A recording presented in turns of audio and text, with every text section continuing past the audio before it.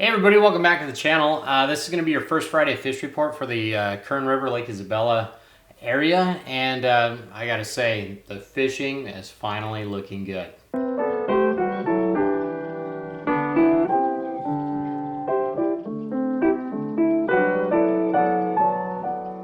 I just want to give a shout out really quick to the Outdoor Dad who became a new channel member. He's actually a new old channel member, so he was a member a while ago, and then I redid my channel memberships, and so he just rejoined. So Outdoor Dad, man, thanks. I appreciate it as always. All right, I just want to start this off with saying that the Upper Kern River is finally getting fishable again. It's not that it hasn't been fishable, it's just been really hard to be catchable, if that makes any sense. So we've been up above 3,000 CFS for about the last 3 weeks. Everything has finally started to taper off. Even with this hot weather, we've peaked just a little bit. But I'm looking at it right now, and we are right at 2,400 CFS, and we do have a trending line going down. So I think within the next 2 weeks, we're going to see most of that snow melt is going to be gone, and we're going to be getting in some very, very fishable water. So I'm going to come back to the Upper Kern River here in a second. The Lower Kern River has been great. The flows have been right near perfect. The lake is coming up. Some of the flows have slowed down, so we're right around that 1,000 CFS mark, which is really fishable.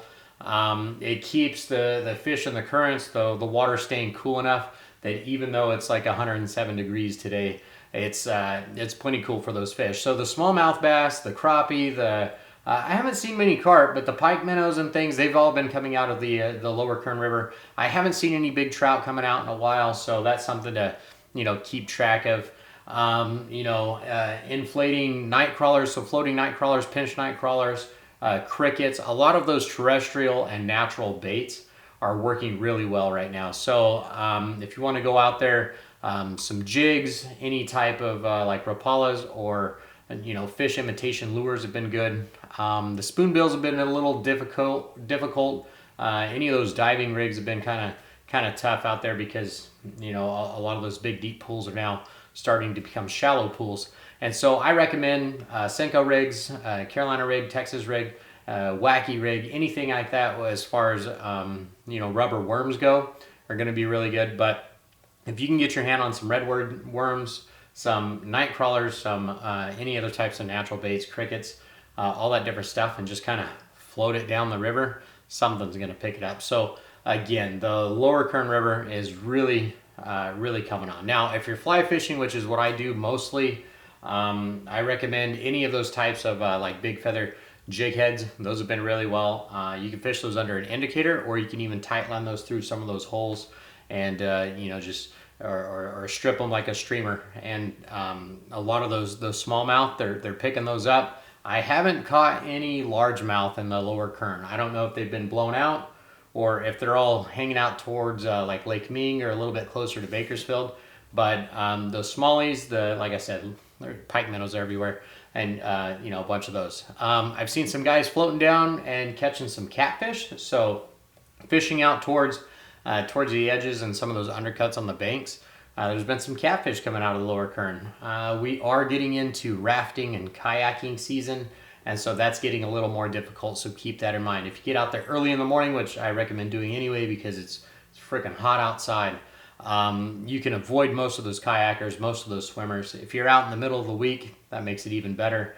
But on the weekends, just beware of those areas that you're in. So if you're fishing like any of the exit points, right, any of the put-ins or the put-outs or any of those different areas on the river might get a little more difficult. You're going to get a lot of traffic, so keep that in mind. All right, now I want to talk about what I think has been the best fishing so far, and that is Lake Isabella. So Lake Isabella right now, I've been seeing tons of trout coming out. It's been a really long time since I've seen trout fishing as good as it is at this time in June. So get out there, take it for what it is. The lake is leveling off where we have tons of water in the lake, and you can just get out there, those deeper parts of the lake, so down around the dam, some of those other places. Now, if you are curious about the other places, I did make a video, so you can check that out up here, and you can see all those different places on the map that I'm talking about for all of these fishing locations that I am giving you. Yeah, so you know, just trolling around. People are trolling spoons with power bait. They're trolling like you know, needlefish, Tasmanian devils, and just all that different stuff that I don't know. It's just basically shiny and you know, just whips back and forth in the water. So any of that stuff has been good. 2.5, 3 miles an hour, and you just kind of let it out there. If you don't have leaded core line, you can just let it out about 100 to 150 feet out behind the boat. Just beware of everybody that's behind you, and you know, you're going to pick something up. The bass fishing, believe it or not, is finally taking off. I think the water is leveling off. The bass are moving in and they're getting comfortable where they're at. So any of those rocky points and you know, sharp, deep drop-offs, any of those areas are good as well. Crappie fishing, slow, but it is taking off if you do have some type of watercraft, so a kayak, float tube, a boat. Just get out there by the structure. I do think here, probably in the next week or so, they will start moving towards the shore, and you'll be nailing them right there at the shore. I think probably the night fishing is going to be the best just because it is getting so hot. So get out there, get your big spotlight, shine it on the water, and you'll be picking up some of those crappie. Catfish has been pretty good, and it's been pretty good pretty much on the, what would that be? That'd be the west side of the lake. So the west side has been picking up a lot of catfish. So that's the dam area all the way up French Gulch going up towards Kernville. That whole section right there has been good. The carp has slowed down just a little bit. I still see people picking up carp, but their spawning season is over, and I think a lot of them are just, you know, resting after all that work that they've just done. So that's something to keep in mind if you're going after carp. Give them a couple more weeks and they'll be back out there, you know, breaching the water and doing all that other stuff again. So June is turning in to be a really good month. Now let's talk about the Upper Kern River. So the Upper Kern River, like I said earlier in this video, it's finally getting to those points that are extremely fishable. The only thing that you're going to be fighting right now are people trying to swim in the river, and you know, all the kayakers and rafters coming down. So if you can get past that, you're going to catch some fish. If you are going up to the river, I recommend targeting all those, you know, that's what I call lazy water. Find that water, it looks like it smooths out. Maybe it's a seam right next to a big fast piece of water, you know, that's running by, but those fish are going to be holding out right there, and they're pretty much going to be hitting anything that's going by. So the water temperature is up in the mid 50s. And that is ideal fishing conditions. So it is getting hot during the day, so if you are practicing catch and release, just make sure that the fish aren't out of the water too long. Try not to handle them with dry hands, and let those go. If you're going to eat those fish, all the power to you.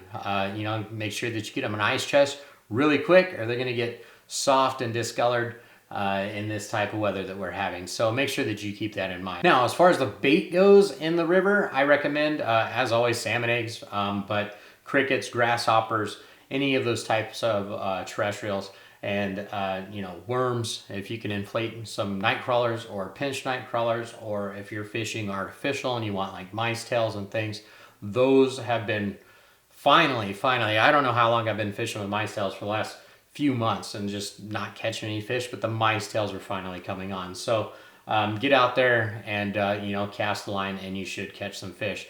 Now, one thing that you do have to keep in mind, there's a lot of people on the river, and this river has not been stocked in a few months. So right now you're getting some natives, you're getting some holdovers, but you're getting them in areas where people aren't. So make sure that you keep that in mind. Again, earlier I told you can see it up here if you click on the videos that I've shared, but I've shared those fishing locations. There's plenty of other videos that you can see that show you where to fish along the river. So just try to go in between those campgrounds. Let's do a little walking. You can turn your 1 or 2 fish days into 5 or 10 fish days just by getting out there and exploring a little bit. If you are fly fishing, which that's usually what I focus on, we're getting some really good hatches right now. So pretty much wherever you're at, as soon as the sun hits the water, you're going to start to see some insects touching down or some insects coming off. And just try to, you know, I don't want to sound cliche, but match the hatch. So blue wing olives, yellow sallies, stone flies. It's a little late for stone flies, but the fish are they're still hitting them. Caddis flies, parachute atom, those types of things. So that Baetis pattern if you can get out there with that when you're fishing dries. If you want to fish those emergers or those nymphs, those are working well. Eggs are working well. San Juan worms, right? The squirmy wormies, get those out there. Mop flies. Throw all the trash flies that you have. The greenie weenies, right? Just get those out there. Get them in the water. I'm running right now. I'm running a pretty long, tippet or leader off of my indicator, and so I'm probably coming like 3 feet, 4 feet, getting down there. Especially as the day, wears on and it gets hotter. Those fish, they get a little bit lower, but we're still getting pretty good snow melt, and so that water temperature doesn't vary too much throughout the day. So that kind of keeps the fish consistent. As we get towards the end of this month, as we get closer towards July and the water levels and the water flows start to slow down a little bit, you'll start to get those different areas of temperatures in the water, and so you might want to focus on the cooler spots that you can see, the shaded areas, like I said, the big deep runs and all that other stuff. If you're throwing other types of lures and things, just any of those types of rapalas, or like I said, fish imitations earlier, those fish imitations, they seem to be doing a really good job. You got to remember, the spawn had just happened, it just finished up, so all those little eggs are in the water, all those little fish that are hatching, those fries, those minnows, those whatever you want to call them, right? They're swimming around, and the bigger fish are just scooping those up and they're eating them. That's about how it is. The fishing, like I said, is good. It's coming on. I anticipate this is probably going to be the best fishing of the summer, is this month right now, so June. July gets a little tougher. August gets really tougher. September finally gets a little bit better. So yeah, if you have any questions, hit me up on Instagram. As always, I just want to thank you guys for subscribing and making this channel grow. Thank you to The Outdoor Dad, who is a new channel member. If you would like to support this channel, you can either do that through Super Thanks. You can also become a channel member if that is something that you want to do and help support this channel. So yeah, all right, I'm done begging for money. So thanks for watching, and I will catch you all in the next video.